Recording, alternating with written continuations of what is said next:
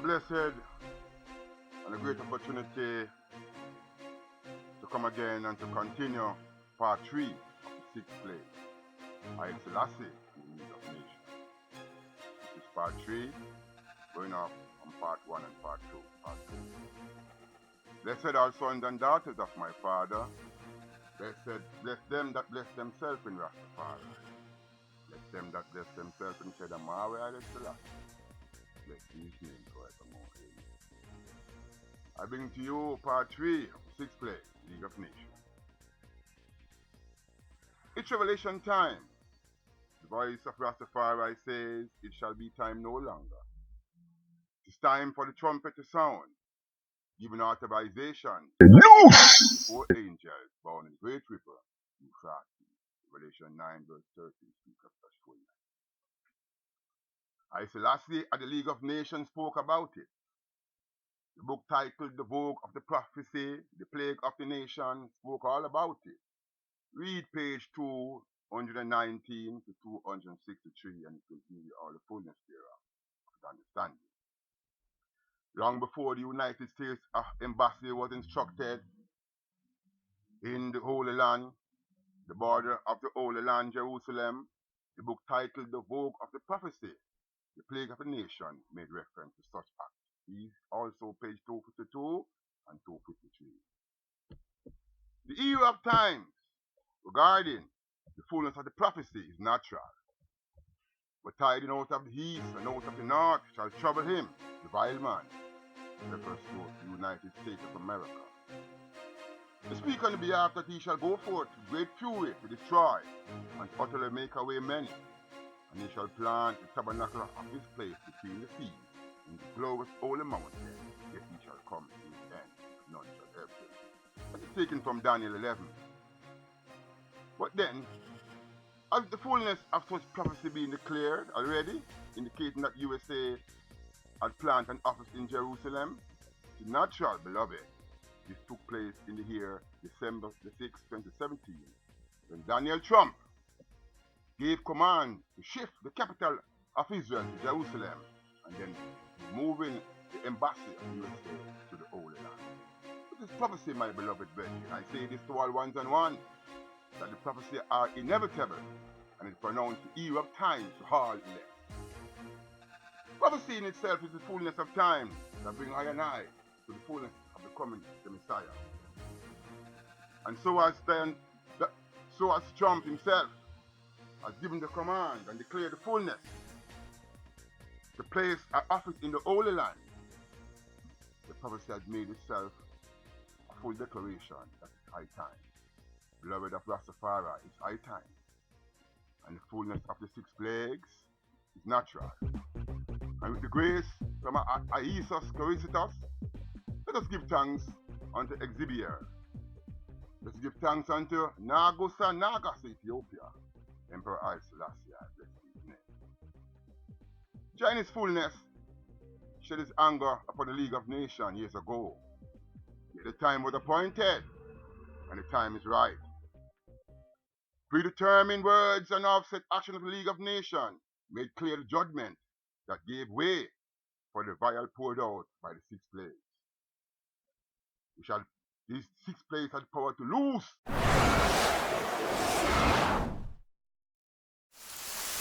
the 4 angels which are bound in great Euphrates.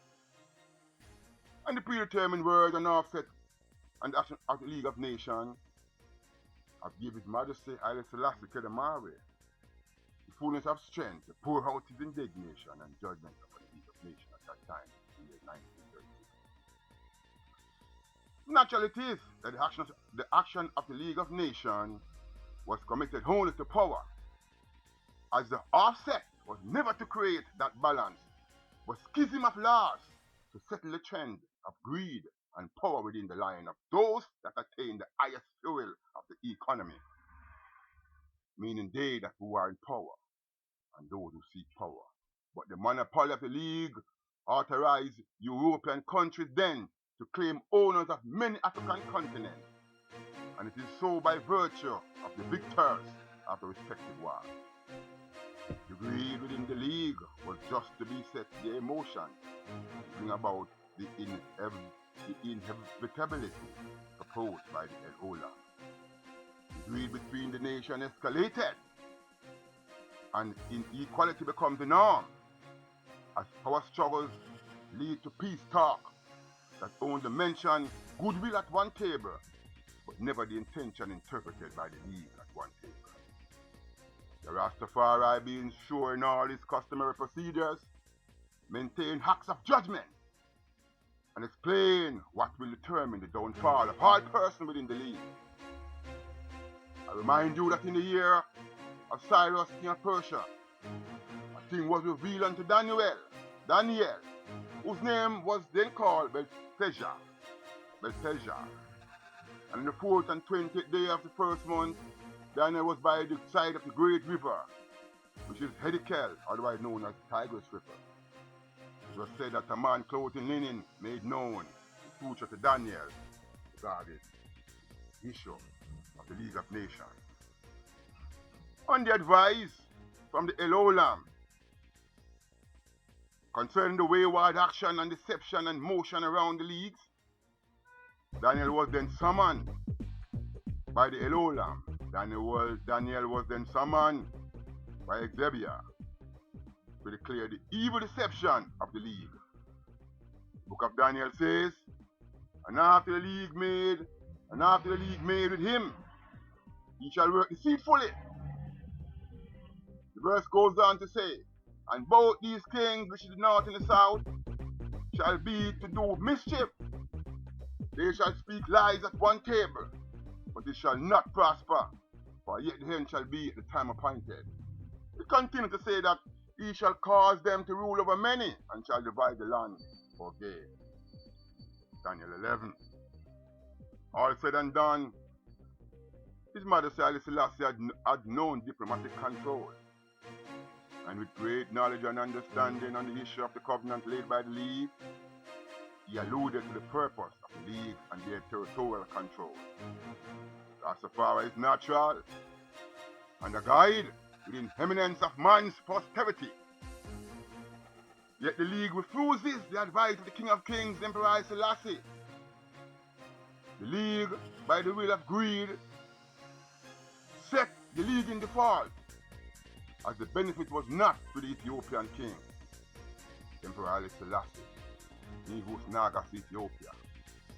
This default setting of the League led His Majesty to cries out concerning the League and just pattern. And in dispute, he continues to cast his judgment. The League did not listen to the voice that bid for respect for the covenant. And with this, His Majesty repeat a reminder of the covenant. His Majesty gave the full issue regarding the League, what was then the council agreement. His Majesty said in his talk, after analyzing the great issues of the League and their deception, His Majesty, and I quote, "We now demand that the League of Nations should continue its effort to secure respect for the covenant, and that it should decide not to recognize territorial extension or the exercise of an assumed sovereignty resulting from the legal recourse to armed force and to numerous other violations of international agreement." His Majesty was then pointing to the League and their issues of territorial possession. Whenever there is war, whenever there is a dispute, whenever there is confrontation, territorial was acquired by whosoever was the victor. All beloved, I remind you of the first Italian-Ethiopian War in 1896, where the French were using conceited diplomatic strategy against the League of Nations. At the time, the French decided to keep personal interest between alliance of Italian government and refuses to speak out against the act of aggression on the Ethiopian Emperor Menelik II. The matter was of evidence, as Menelik II turned to France offering a treaty of alliance. But the French response was to abandon the Emperor's request to secure the Italian approval of the Treaty of Bardo which would secure French control of Tunisia. Virtually alone, on September the 17th, 1895, Emperor Menelik issued a proclamation of calling up the men of Shua to join his army at Relu. Brethren, beloved, I give declaration that it was the same diplomatic strategy that the French uses in offense to strengthen the Italian and protect its share of the interest in the African continent at the time of the Emperor Haile Selassie. Beloved, these are all issues. These are all the position. These are all powers. These are all the points I'm putting to you regarding the league.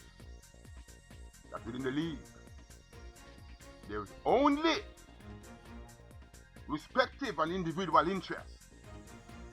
There is no understanding.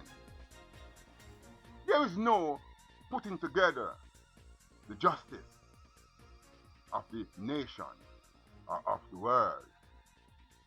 But any justice has been pursued, it has only the benefit for the individual. Many assemblies and conferences within the league were pursued, but to no avail, as the Ethiopian King Haile Selassie was on his own to defeat the dragon that day.